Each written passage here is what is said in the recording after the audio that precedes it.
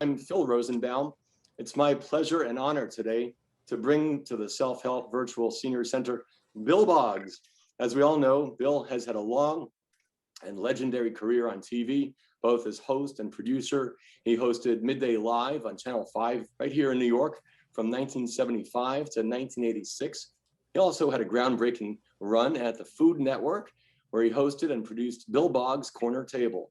Bill's an author, and his 2007 book, not this one, Got What It Takes, Successful People Reveal How They Made It to the Top, and I have that book too, is full of great interviews that are really life lessons. And this book, now his new one, The Adventures of Spike the Wonder Dog, is a comedy satire about a funny canine that becomes a TV host of all things. So thanks so much for joining us here today, Bill. It's really an honor, and I mean it from the heart. I know you do, and I appreciate you inviting me in the first place. We've had this on the calendar for a while, and I look forward to being with you and whatever I can do to, as Dean Martin used to say, entertain the folks for a little while. And Dean used to host the roasts, didn't he? Well, yeah, he had those the Dean Martin roasts that were based on the Friars Club roasts, and the things were actually shot out of sequence, meaning it looked as if on certain shots that everybody was there, but they would have like 4 guests and then a week later shoot other guests. And it was actually not it had some good lines in it, but I don't think it was basically it held together. It was a very good show. It was on a few years though. I had no idea that it was shot that way. See the magic of television. It's smoke and mirrors. It didn't have a natural feel. Mm-hmm. So let's talk about your new book first, and I want to ask you, how grab it to show the cover. How you describe it, and yeah, here it is. That's it. Look, The Adventures of Spike the Wonder Dog. There's a little politically incorrect humor on the. I know I don't want to offend some of the younger people in our audience, but I'm warning everybody. This is in the spirit of George Carlin, Jerry Seinfeld, and it's about a dog who has a master like me, who's a talk show host, and they start out in High Point, North Carolina, and the show is big success. They come up to New York, and the dog is like an observational comedian. It's narrated by the dog, and it's about what happens to them in New York. A lot of it is based on things from my career. Some people think it's an autobiography. It is not, but it's a fictional story inspired by things in my career, and ultimately, it's about the price of fame for both the dog and Bud, his master, and what happens. And I'm happy to say we're still holding 5 stars after 13 months on Amazon. That's great. What was the inspiration for the idea? How did that idea come to you, Bill? Well, the idea for The Adventures of Spike the Wonder Dog came to me. I don't remember the exact time. The idea was after my last TV show went off the air, which was a PBS show that I was contributing to called My Generation.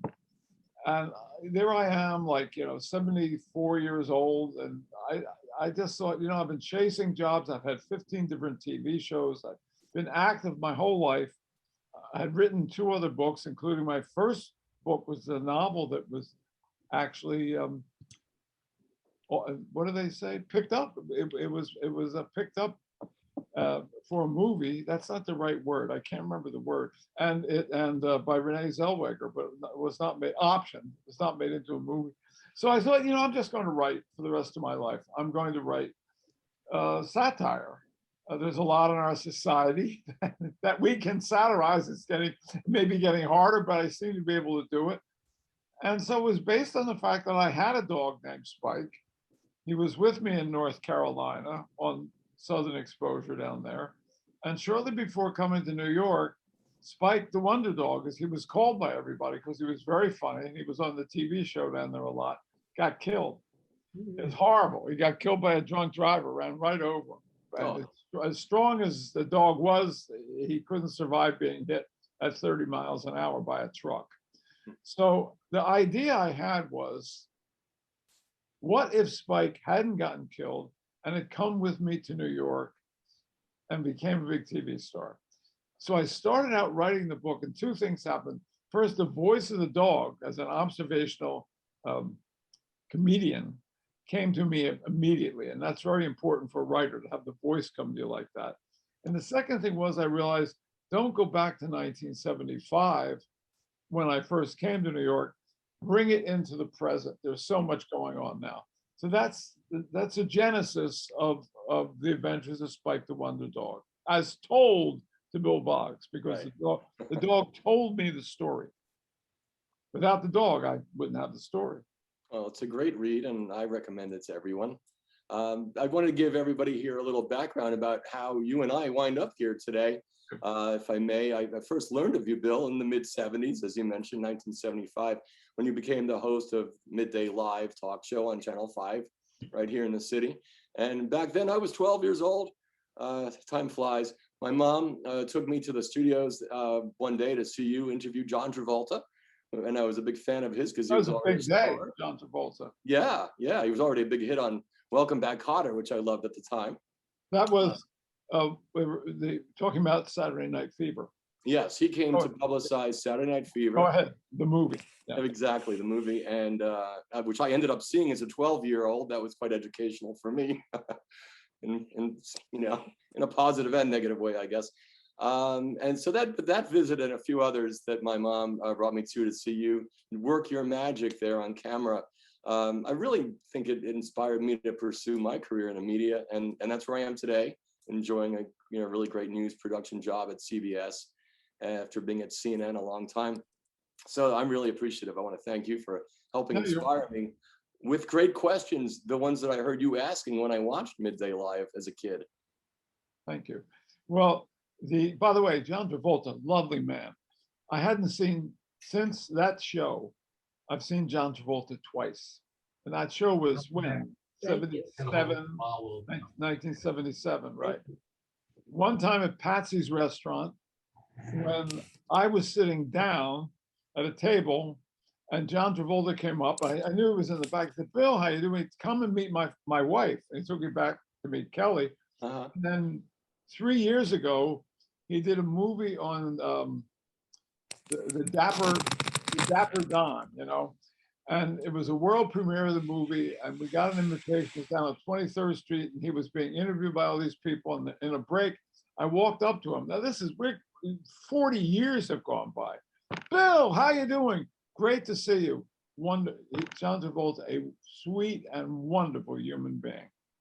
Yep, yeah, I got that sense of him. I was daring enough at the age of 12 to go up to him and ask him for his autograph and ask him to take a picture right there in your studio. And I even asked him to say his catchphrase from Welcome Back, Kotter, which was like, what, why, and he didn't act it out at all. He just said it very straightforwardly, but he said it. So I was happy. And we did paparazzi, and I even chased him out to the 66th or 67th Street snapping pictures. So I think I learned how to be pretty aggressive there. That's important. It's important, and it's important in a career, I think, to be aggressive. That doesn't mean you're stepping on people's toes, heads, whatever. But I'm aggressive in pursuit of my career goals. Is like a mantra of mine. You have to be aggressive. But the back, it's not going to necessarily come to you. You know what I mean? Exactly. Well put. So let's talk about some of those interviews, and some of your most memorable ones. Do any come to mind off the top of the head? And I do want to show a few clips in a moment. Memorable ones that come to my mind that you just well, in my audition week for the midday show, was the same week that Philippe Petit, the aerialist, walked between the World Trade Center. Interviewing him the next morning was an incredible experience. Yeah.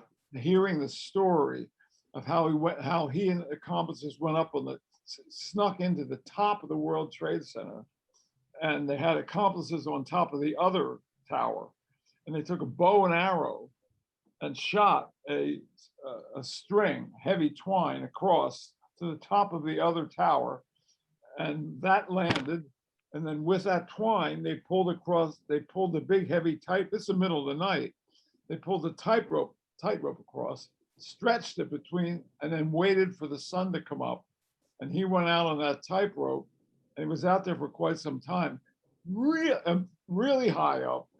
And he said something, Philippe Petit, who's still alive and has some wonderful commissions with various places to do things, said to me something I've never forgotten.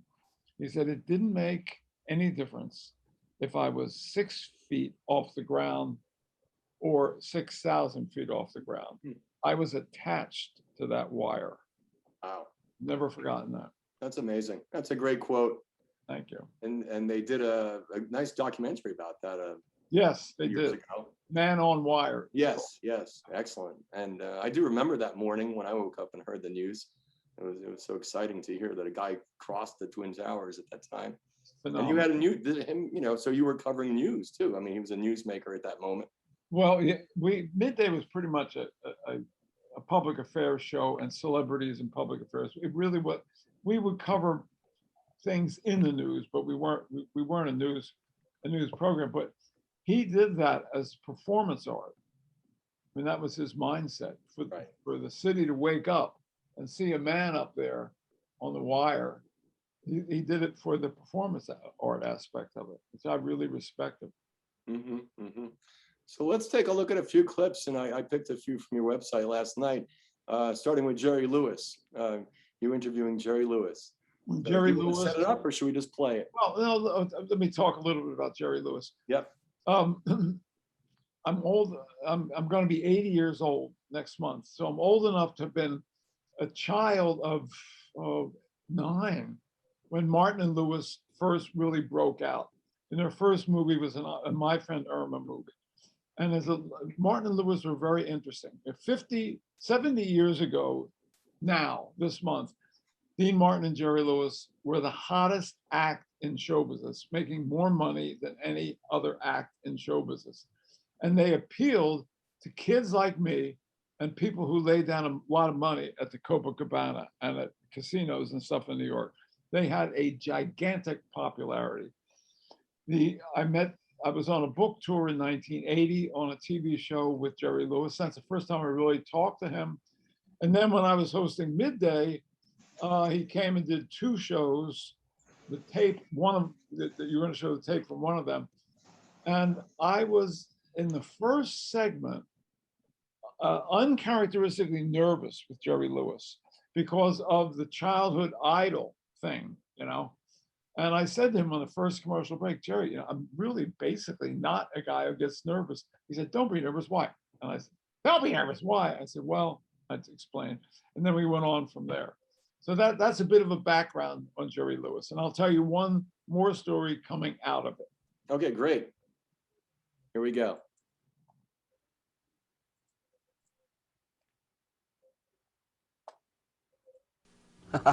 Our special guest today is Jerry Lewis. Where?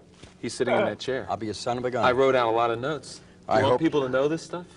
What did I come here for them not to know? I want them to know. Jerry Lewis made 41 films. You're kidding. That's right. They all made money. You bet. That's the big thing. And Jerry is generally idolized in Europe, and particularly in France, where they compare you to Charles Chaplin. And you've won 8 Best Director awards in 6 European countries in the last 20 years. You've been in one of the most successful comedy teams in the history of show business for 10 years, Martin and Lewis. Did you hear we split up? You did, 1956. 10 years to the day after you started. See, I'm not too sure how tuned in you are with everything. No, I so heard that. I remember that. You've raised hundreds of millions for muscular dystrophy. 400 million. 400 million. And yet, up until this new film, Hardly Working, you haven't made a film in 10 years. Mm-hmm. Many people perceive you as being very difficult to work with, tyrannical, impossible to work with. You filed for bankruptcy, and you have had personal problems. And I want to talk about some of the stuff on today's show. We'll talk about what I want to talk about. Okay. Is that clear? Can it be all of that stuff? Anything you want, you That's little cocker, you. So stay with us. This is what people say by asking you the question that people, when I said I was going to be doing this Jerry Lewis, and people who genuinely like you and have been touched by your talent, as I have been, this is what people say and how a lot of people perceive you, that you are this enormously talented man who is complex, but on some level frequently becomes his own worst enemy. And I'm wondering if you're aware that people who love you feel that way about you. I feel that way about me. You do? Well, what is it? What makes you become your own worst enemy?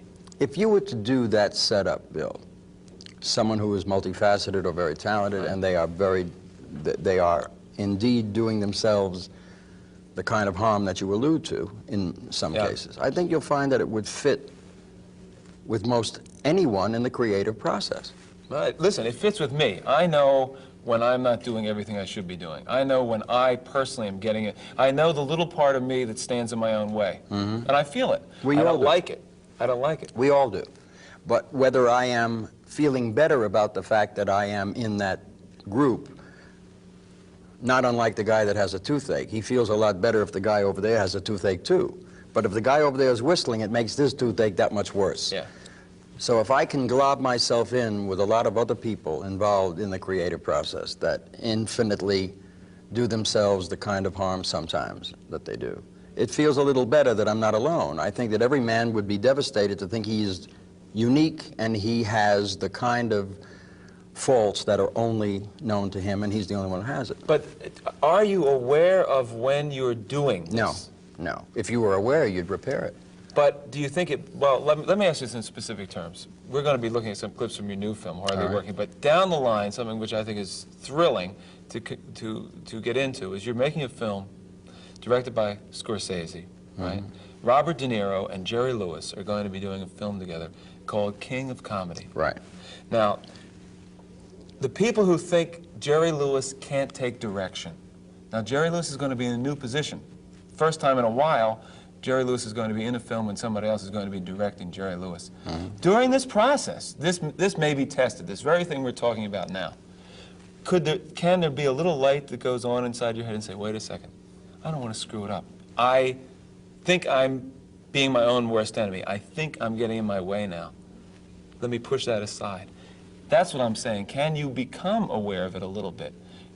In this new, if you begin a new phase of your life where Jerry Lewis is going to be co-starring with people like De Niro, directed by a great director, don't you have to be a little bit aware of that in the moment? You have to be very, very aware that you're working with someone like Scorsese. And if you don't take full advantage of that, that's his ballpark. I know my craft in my field, and I'm not about to let anybody get in the way of what I do. People don't want you to. But when I go to your ballpark, and I'm into your racket, I am very respectful of that. It's not a contest. If I was going in to do a comic film with another comic director, we would either have to collaborate or have an understanding, or it wouldn't work. Because I think that I've learned my craft, or at least as much as I've learned, to the degree that it has protected and maintained what I believe is the creative work.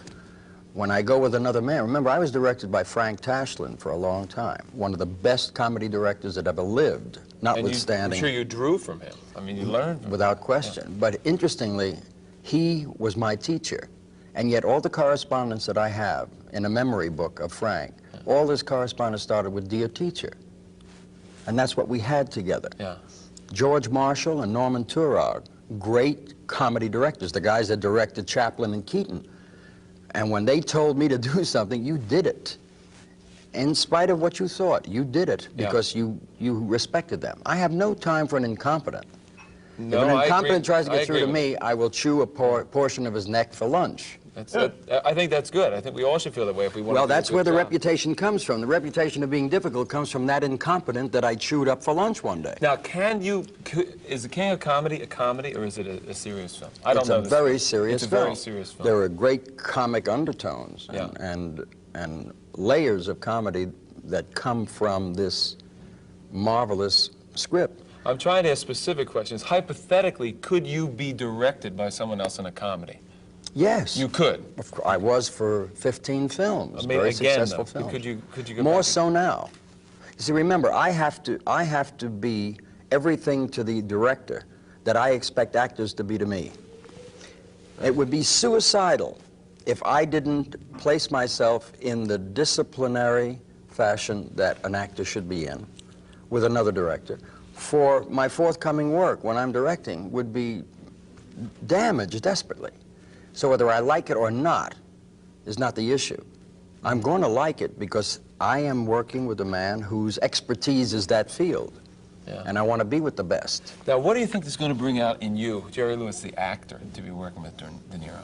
Jerry Lewis, the actor, has been there all of my life. Oh, I know that. It's never been noticed. See, this is what I have always felt, and lots of people who see you and perceive your talent see that this is this obvious genius actor. I would love it if you would do several serious films and work with the best in the business. You don't mind if I just do what I've been doing, do you? I think you've been doing fine at that. But look, the 70s, there weren't too many films with Jerry. There were no films. You made that one. That was by choice. The Clown. That was by choice. That was by choice. Why? What was it? Did you see what happened to the picture business from 1971? Let me put it this way, as briefly as I can. I'm driving in the valley after I finished the film for Warner Brothers, Which Way to the Front. I'm driving in the valley to go see one of my sons, and there's the marquee with my film, double billed with Deep Throat. How would you like to sit in the car and look at that? Yeah. Okay? Yeah. Now, my responsibility to the ticket buyer, the children, and their parents, has always been such that it's trusted, and it's secure and confident in the mind's eye of the parent. They don't know it had nothing to do with that double billing. But that's what was happening in the distribution field of our business. Mm-hmm. And I became ill. And of course, the scripts that were coming to me where they wanted me to play a homicidal psychopath who had a matricide rap on his head. Who wants to do that kind of stuff? And I said, the wheel will turn. And in '77, I felt it turning and started to get back into what I believe is the... Okay. Wow, that was really great. I mean, I was really awed by your questions there, because they were tough, were they, Bill? It wasn't softball. It wasn't softball at all. Softball thing at all. No, I haven't really watched that. I I went through the interview looking for a clip I needed for a stage show I was doing, but I didn't watch the whole thing. It's very interesting. Go back and watch yourself. Anyway, the King of Comedy, about 4 or 5 years ago, Jerry Lewis was at the Friars Club for his 90th birthday or 91st birthday. And I'd gotten to know Jerry pretty well because also being a member of the Friars Club, I did one other long interview with him since then and went to see him when he was on Broadway and so forth. Anyway, as Jerry was leaving, the last time I saw Jerry Lewis, about a week before, I had seen The King of Comedy, the movie he's talking about. And there's a scene in the movie where Jerry Lewis comes down from the TV studio, exits the building, which is in the film on 6th Avenue, and makes a left turn. And there's a tracking shot of Jerry Lewis walking up 6th Avenue, and Scorsese's got the camera following him. And Jerry Lewis had the most fluid, beautiful walk of any human being I've ever seen. Sometimes when I'm walking down the street, I think, can I do the Jerry? It's just beautiful, fluid walk. So as he was leaving, I said to him, Jerry, I saw The King of Comedy last week. You have the most beautiful walk. And he didn't quite get, he looked at me, I said, Jerry, the scene where you're walking down 6th Avenue and there's that tracking shot, your walk is as graceful and manly as any walk I've ever seen. And he just looked up at me as an old man might look at a younger man. It just gave me this big, grateful smile. That's the last time I saw Jerry. Oh, that's a great memory of him. I want to see the whole movie again, but I want to look at that walk and that tracking shot. Let's take a look at Eddie Fisher. You interviewed Eddie Fisher. Well, let me tell you, before we get into Eddie. Yep. I'm a little nervous seeing this because I have this YouTube channel and people make comments on it. And I've seen a couple of comments on Bill Boggs is talking too much on this interview. So I'm a little nervous seeing this. We won't show the comments. This interview took place in Philadelphia, PA, on a show I was doing down there called Time Out. It's the talk show I did after I left Midday before I quit Time Out to be executive producer of the Morton Downey Jr. show. And Eddie Fisher, just like Fabian and Bobby Rydell, Frankie Avalon, went to South Philadelphia High School, one of the, all in the small area. and Eddie Fisher was on a children's radio show called Uncle Whip, WIP. My mother took me down to see this when I was about 5 years old, 6 years old, because I loved the radio. And she said, see that boy with the S on the sweater? She said, he's going to be a big star. The S for something. And he was Eddie Fisher, who sang on the show once a week. Wow. Yeah. He knew it. This is not on Zoom, is it? What was the question? You can continue, it's okay. Yeah. Okay. So let's watch that Eddie Fisher clip. This is not on Zoom, is it? No. Let's see. I have to do a muting there. We're dealing with Eddie Fisher, who at one point had this extraordinary choir boy clarity to your voice. We're going to hear. Well, Liz, Sorry there. do you think? I can't believe it, all the Philadelphians that I meet. Yeah, that's But true. I don't think I've met anyone as good looking as you from Philadelphia. A friend of Elvis is really the one to go to a clinic. Total clinic Yeah, cure. yeah. But Whose picture is this? the road coming back is rough. Oh, I would think that it would Because I always thought I could not sing. I couldn't sing without this wonderful thing But that's called funny, because methamphetamine. when I saw you in the makeup room, the second or third, after I introduced myself, being from Philadelphia, the second or third thing I said is, how's your voice? And you didn't really know what I meant by that, but I guess what I meant was, to the extent that the voice is part of one's health and could be a reflection of how you live your life and take care of yourself. It is. And here we're It dealing is. with Eddie Fisher, who at one point had this extraordinary choir boy clarity to your voice. We're going to hear Well, I still have a... Yeah. How has it been affected by all this? That's my question. Have you abused it, or is it... I'm a very, very lucky man in that I laid off singing. You must sing all. You It's a must. muscle, yeah. You must use that muscle. Yeah. If you don't, but the miracle was that maybe it got a rest, and it's better now. Forgive me for No. it's better now than it ever has been. You told me that when you first broke in, everyone said you were this natural. When you were That's right. 17, 18 years Yes, old. don't touch that it. voice. Don't touch it. You know, you'll ruin it. You know. Don't train. Don't train it. It's natural and comes out easy. And this is terrible. This is the most wrong thing in the whole world. For a professional singer. For anybody. You must train for anything. Well, Always. When did you have to go train your voice? I mean, if you had this great instrument. Now. You're doing it now. I've been doing it for the last year and a half. And how are you doing it? You going to... I go to a coach. My musical director, Colin Romoff, is my coach. So you work a regular, just like an athlete, you work a That's practice right. schedule, That's right. and you do it. Yes. All right, so now when you go into the Sands Atlantic City, Yeah. and you step out on the stage, you have performed on stages all around the world. I want to ask you this, as objectively as possible, of all the clubs, the bistros, the boîtes, everything, has in your life been your favorite club you've ever played? Your favorite place? That's really The tough. owners are not watching. The Well, place I that just don't- made you feel the best. I'll tell you, I think it's easy. If you have a great audience, Yeah. see, that's my true love. That's really my true love. I mean, I was in love with a few women in my life, but Is that true? That's You're really true. in love with those women, huh? You were madly in love with those women, No, weren't you? there may have been two or three, Yeah. No, I believe that. I believe that. but the club. my true love is an audience. That's my true love. But I neglected my true love and took a fork in the road and got into a lot of trouble that no other singer ever got into, or anybody else got into this much As much trouble. I mean, Well, not just singer, not anyway. just the publicized marital rifts, but the actual physical problems. No, it was the getting involved with women, love. Yeah.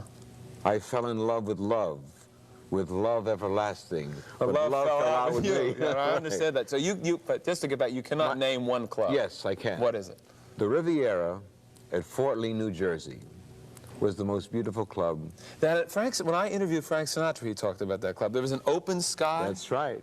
And Yeah, the he remembered that. stars He's looked in, also. He didn't say it was his I favorite. reminded him. I talked to Frank at Carnegie Hall closing night when he played there last time, and I asked him a silly question. I said, Frank, you've had a lot of highlights in your life. What was one? He looked at me like I was nuts, you know, because he's had, Yeah. you know, had it all. How can you pick one like that? Yeah. And I said, he looked at me, look. I said, the Riviera, Fort Lee, New Jersey. He turned around, and you know, that Sinatra look. Yeah. And he said, yeah, that was it. Yeah, he mentioned that when I interviewed him. Well, let's take a break. Well, let me ask you one question before the break. Let's talk I about... like you very much. Thank you, I appreciate that. Let's talk about the other E.T., Elizabeth Taylor. That's the other E.T. Oh. If she hadn't met, if she hadn't met Richard Burton, do you think you'd still be married? Oh, no way. No way. Okay. No way. All right. But, Fair answer. but we did have a great love. I mean, it's been forgotten. You did have we a would great do it. Oh yeah, we had as great a love. She's forgotten. You So know? how do you know she's forgotten? Oh, I know Elizabeth. Do you think she doesn't? But you have not forgotten. No, I will never forget. Do you think you could fall back in love with her again? In the next life? Not in this one. Not in this It couldn't one. happen. No. Could not happen No twice. way. All right, let's take a break and we will continue Especially with... when you're in love. You're already in love with someone else. We'll be right back. Let me